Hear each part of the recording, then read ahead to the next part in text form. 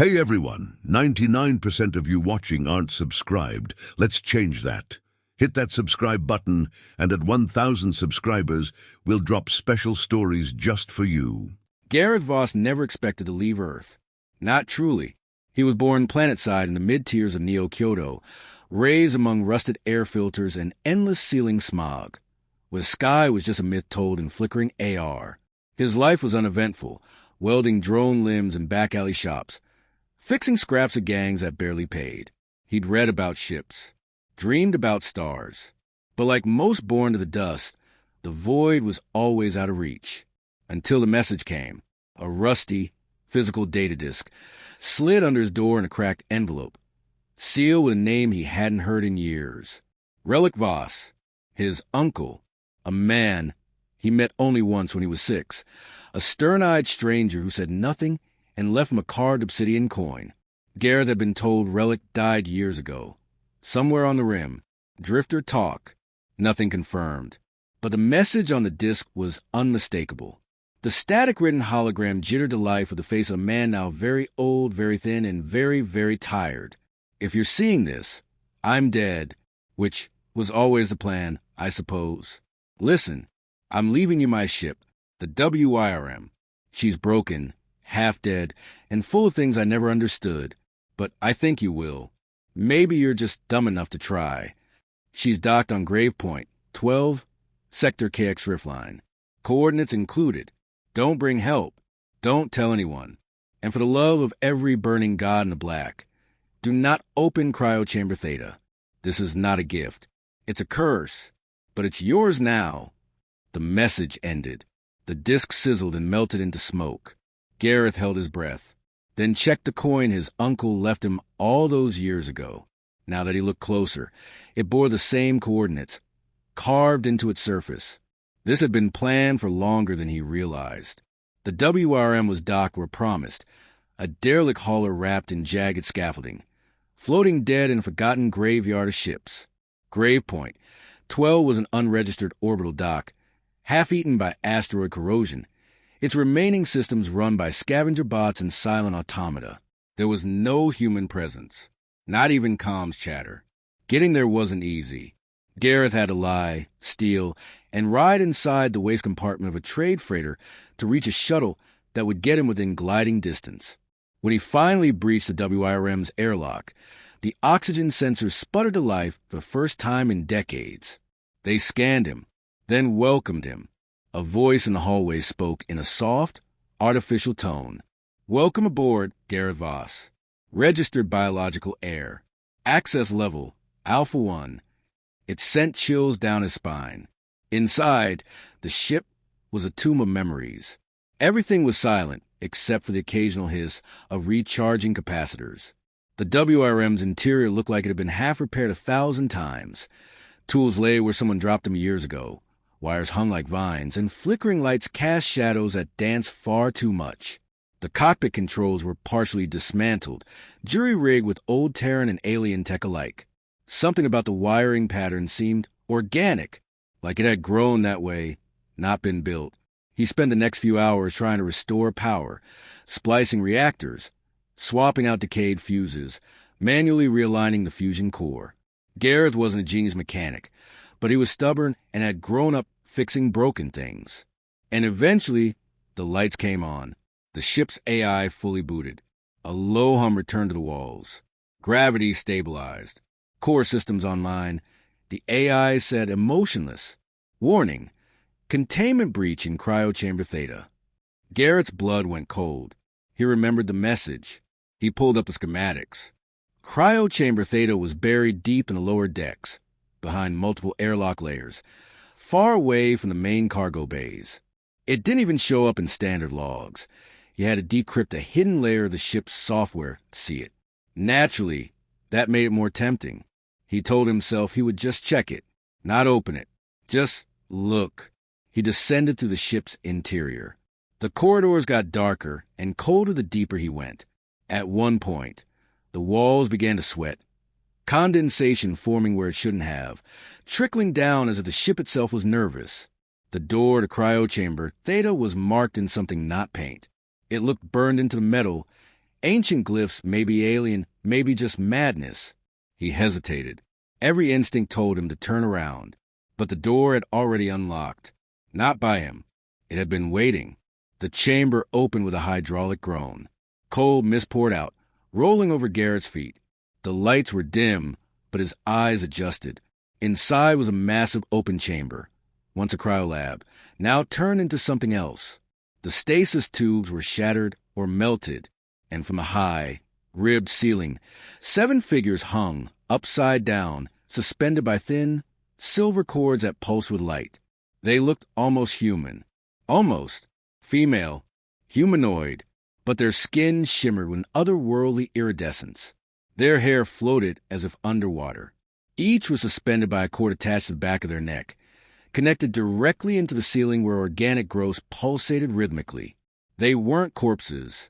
They were alive. The onboard AI chimed behind him. Status: containment failure. Neural integrity stable. Reintegration probability low. And then the air changed. One of them twitched. Her eyes opened. They were black voids. Garrett stumbled backward. The girl didn't move again, but now her lips were slightly parted, as if about to speak. The cord around her neck pulsed faster, and then he heard something, not from the chamber, from the walls. Whispers. He's come. He's come. The key is returned. We remember. We remember the Black Suns. The WIRM stirs. The lights across the ship flickered. Then every screen turned on, one by one, all across the decks, with a single phrase repeated. Do not wake them. Gareth ran, but the ship was already coming alive. And the 7 girls still hung, suspended, not dead, not alive, waiting for him. Gareth didn't remember running. All he remembered was the sound of his boots slamming against the grated floor and the static screaming in his ears from the ship's intercoms. The WIRM, silent for decades, now roared to life, not with mechanical sound, but with an awareness. Lights snapped on as he passed. Systems he hadn't touched hissed into function. It felt like the ship was watching him. No, not the ship. Them. He sealed the door to cryochamber Theta and bolted it, then bolted it again, then welded the damn seam. His hands trembled. His thoughts scattered. You saw them, he whispered to himself. They were alive, hanging from the ceiling. His voice didn't feel like his own. He checked the surveillance cams. One inside the chamber was active. The feed showed them, all 7, exactly as he left them, hanging still, heads angled at unnatural angles. And yet, subtle things were off. One had shifted her hand slightly. Another's head tilted a few degrees more to the left. And the one in the center, the one who'd open her eyes, had her mouth closed now. He hadn't imagined it. Gareth retreated to the bridge. The AI greeted him in its cold monotone. Subsystems online. Threat classification contained. Cryochamber Theta locked. Recommend. Observation only. He sat in the command chair, still breathing hard. He opened the logs Relic had left behind, hoping for some kind of sanity, some answer. He found hundreds of files, personal notes, observational data, medical scans, sketches, and slowly a picture began to emerge. Relic Voss hadn't just discovered the girls. He had guarded them, studied them, feared them. From log number 144, 7 entities, all female presenting, non-human DNA structure, though 87% compatibility with Terran baseline. Biological age, indeterminate, appear to be in stasis, but not via machinery. They hang, sustained by their own neuroorganic tethers. Impossible biotech, self-repairing. I call them the Silent 7. They don't move, they don't breathe, but they dream. I've heard them, whispering through the ship, not with voices, with memory. Another log. Tried to wake one. Her eyes opened. Everything around us froze. Clocks, air recyclers, even my heartbeat. Then she screamed, but the sound came 5 minutes after she stopped. I sealed the chamber that day, told the AI to bury the logs, told myself they weren't real. Then there was a file titled simply, If You Wake Them. He opened it. No video, Just audio, a recorded message from Relic, his voice raw, ragged, sounding like a man on the brink of unraveling. If you wake them, run, but not from them. From what follows, the Cellari were never meant to be made. They were built to fight in a war that never ended, not against people, not against machines, against entropy itself. They didn't win. They survived, but survival broke them. I couldn't kill them. I couldn't save them. So I hung them, not by rope, by memory. That cord you see, it's their last thought, looping, a cocoon of their final refusal to be what they became. You can't cut them down. Which, of course, is when Gareth heard the scream. It was faint, muffled, distant, and yet inside his head. He jumped from the chair, checked the surveillance feed again. One of the girls, the center one, was no longer suspended. Her cord had gone slack. She was lying on the floor of the chamber, curled in a fetal position. Her eyes were open, staring into the camera. The feed flickered, and suddenly she was gone. Alarms blared across the ship. Unauthorized movement detected. Location, Deck 5, Medical Bay. Deck 5. Gareth looked up. That was one deck below him. He grabbed a torch cutter and a shock baton. Useless against whatever these things were, but it gave his hand something to hold other than fear. As he crept through the corridors, the ship continued to warp in subtle ways, walls pulsing slightly, like veins, doors opening a fraction wider than they used to, lights dimming when he stepped beneath them. He reached the medical bay. The doors were already open. Inside she stood. The girl, she was taller than she looked suspended, nearly Gareth's height. Her skin shimmered with translucent tones, constantly shifting like light through oil. Her hair floated behind her, not like it was weightless, but like it didn't care about gravity. She looked lost. Her eyes were still black voids, but she didn't move to attack. Instead, she spoke, perfect Terran standard, but her voice echoed like multiple versions of herself were speaking at once. You open, Theta. That means he's dead. Gareth stared. You mean Relic? My uncle. She tilted her head. He was kind, for a human, until the guilt broke him. She stepped closer. Gareth didn't move. My name is Veda. I am the first. The others are dreaming still. I can feel them, murmuring in the tether memory. Gareth tightened his grip on the cutter. What are you? She looked almost hurt. We were created, engineered. The Cellari were meant to fight a war your kind doesn't remember, a war you were never allowed to know existed.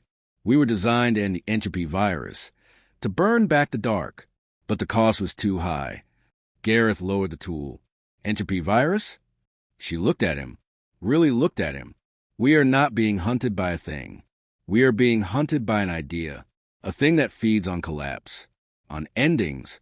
It followed us, across stars, across time, across death.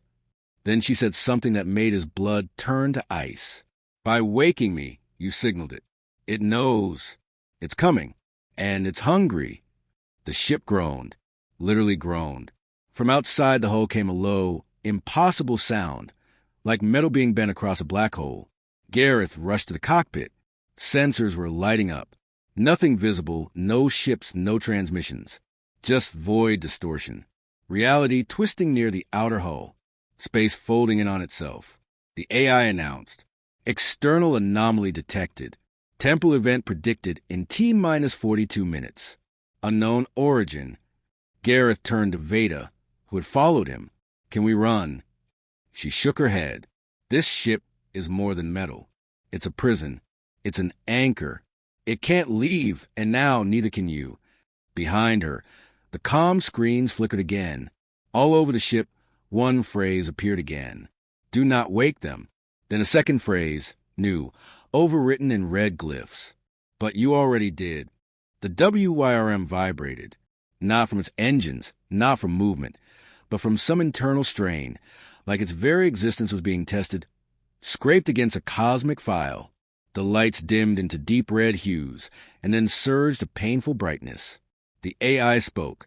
Unidentified quantum disturbance expanding from 0 Australian dollars and 30 cents. Space-time distortion escalating. Event horizon forming. Veda stood motionless at the viewport. Gareth, gripping the console, whispered, "That's the hunger, isn't it?" She didn't answer. The weight of silence. After what felt like hours crammed into moments, she finally spoke. Her voice was smaller now, less layered, less alien. "It is not a creature. It has no shape. It was born the first time a star died, without reason.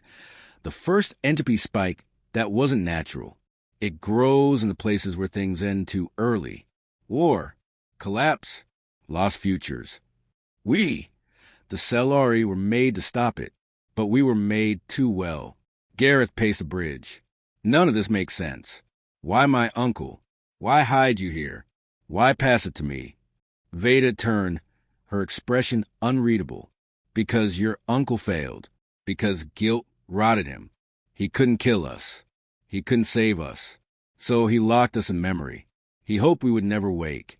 And if we did, he hoped you would be better." She paused. "Or just desperate enough." Truth in the archive. Garrett dove into the ship's logs. Now that Veda was active, more systems came online. A hidden archive unfolded in the WIRM's deep core. Files locked behind biopsionic keys. Inside were records, not just from Relic, but from long before. WRM-class ships were originally Cellari war vessels, repurposed by humans after the Cellari were defeated, or, more accurately, sealed. The name wasn't symbolic. The WYRM was alive once, a sentient bioship bred in the living foundries of the Cellari world forges. The chamber where the 7 girls had been hanging, that was once its brainstem. Gareth read aloud. WYRM class directive. Bind Cellari operatives to core. Suspend consciousness in loop. Containment priority absolute. More logs. Cellari operatives display memory bleed and time resistance. Exposure to human consciousness risks emotional reactivation and event cascade. Do not speak with them. Do not dream near them. Do not name them. But Gareth already had. He had spoken to Veda. She had told him her name. The event cascade had already begun, waking the others. They had no choice. The hunger was coming, not in a ship, not in fire, but in the unraveling of space itself. Systems were failing as temporal anomalies spread. Time itself flickered. Clocks disagreed with themselves. Gareth's heartbeat stuttered. Veda brought him to Theta. "You can't fight this alone. Not even with me. We were designed to act as one. But waking them is dangerous," Gareth said. "So is breathing on a dying world." One by one, they were lowered. Veda guided him. Each girl had a cord, not just biological, but emotional, tied to a core trauma from the war that birthed them. To wake them safely, Gareth had to enter their looped memory, a psychogenic tether dream, and speak the words that ended their pain. Each dream was different. One girl floated in a dream of an endless battlefield. Gareth had to pull her from beneath the bodies of both enemy and ally. Another relived the moment she lost her name. Gareth whispered one he made up, and she smiled as the cord dissolved. One girl tried to merge with him. Her memory was a mirror of himself, suggesting they had crossed before, or perhaps would. Each awakening made the ship scream, metal and flesh resisting the reawakening of old power. And then the last girl awoke. She didn't speak. She sang. The note was a no human frequency, but Gareth felt his bones ache and his blood heat up. Light shattered. The ship's artificial gravity inverted for a moment, then settled. All 7 stood before him. They looked human, but there was something behind their eyes. Galaxies of memory. The hunger arrives. The anomaly reached its peak. A ripple tore across reality, like someone slamming a knife through water. A gash opened in the stars, leaking a darkness that consumed light rather than cast it. Space wept. And then came the sound, not heard, but felt, a frequency that didn't exist in physical reality. The AI broke down. The hull screamed. The Cellari stood still. Veda turned to Gareth. "We can stop it, but only together." "You mean you need me?" "You are the tether, the memory anchor. Your perception links our time-broken minds. You make us real again. And if I refuse, then everything you know ends early. Into the core, They took him to the ship's central chamber, the Wormheart. It was the last piece of the original bioship, still alive, still waiting for orders it never got. The girls connected themselves back to the core, not hanging this time, but standing tall, wires wrapping around her arms and necks like roots reclaiming lost soil. The ship transformed. Old systems awakened. The interior restructured. The bridge dissolved into bone-white halls. Alien glyphs relit. A throne rose at the center, grown from memory and marrow. "Sit," Veda whispered. Gareth obeyed.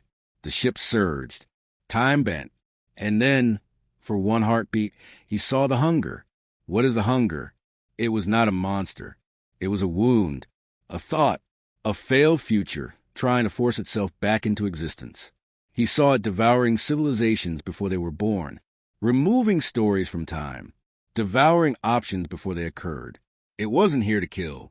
It was here to simplify, to turn the universe into one long line of inevitability. No choice, no resistance, just endings. And the Cellari? They had once become it by accident, until they turned back. Now they were its curse and its cure. Gareth screamed as the WIRM lit up. 7 voices channeled through him. 7 forgotten names lit the sky.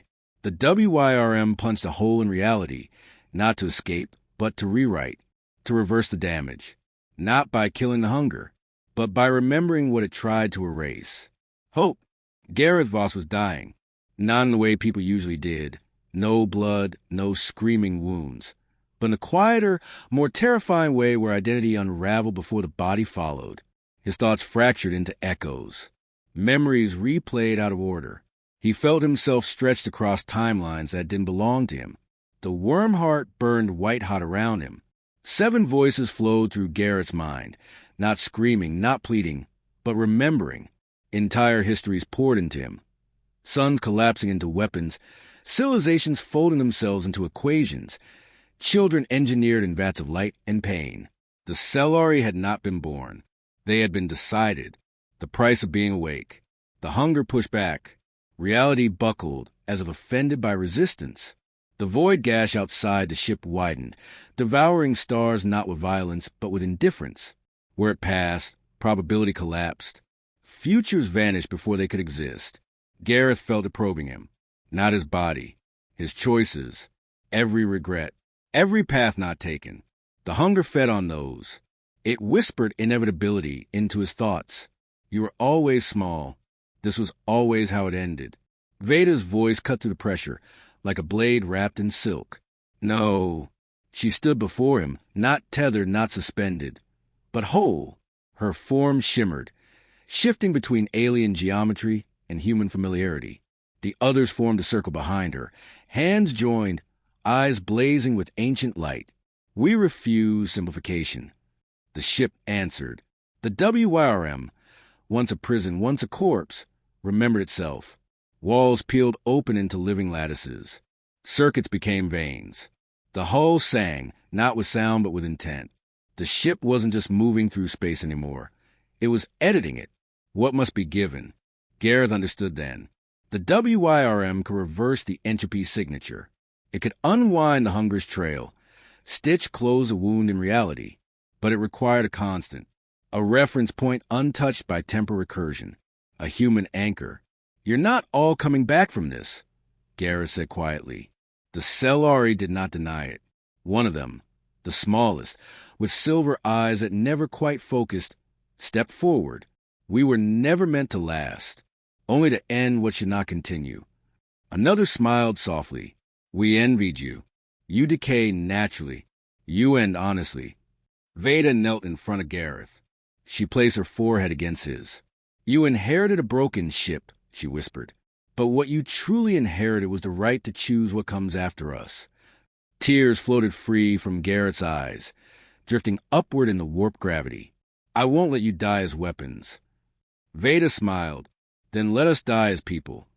The inversion. The Cellari joined with the WIRM one final time. Not as prisoners. Not as fuel. As authors. Their bodies dissolve into streams of light and memory, weaving into the ship's core. The WIRM surged forward. not fleeing the hunger, but embracing the point where it began. Time folded inward. For one impossible moment, Gareth saw everything.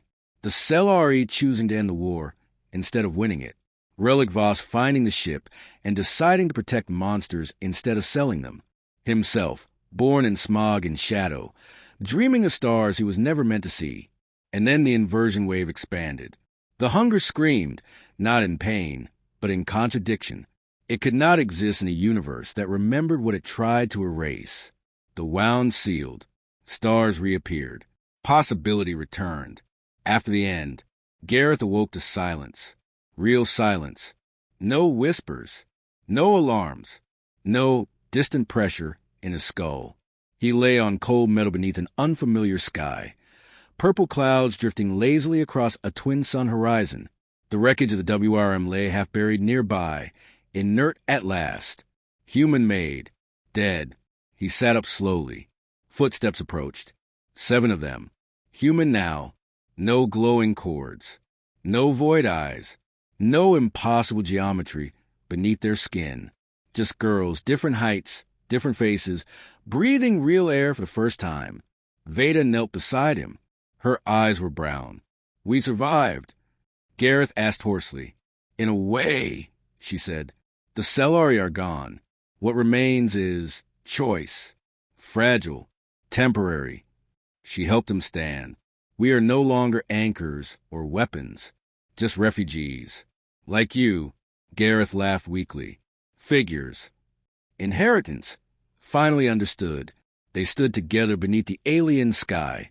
7 former gods and 1 former nobody. No ship, no destiny written for them. Just tomorrow." Veda looked toward the horizon where the suns dipped low. Where do humans go when they don't know what comes next? Gareth thought of smog-filled streets, broken welders, impossible dreams. Then he smiled. "Anywhere we want." She took his hand. The others followed. And together, they walked forward. Not as legends, not as survivors of forgotten war, but as something rare in a universe than power or eternity. A beginning,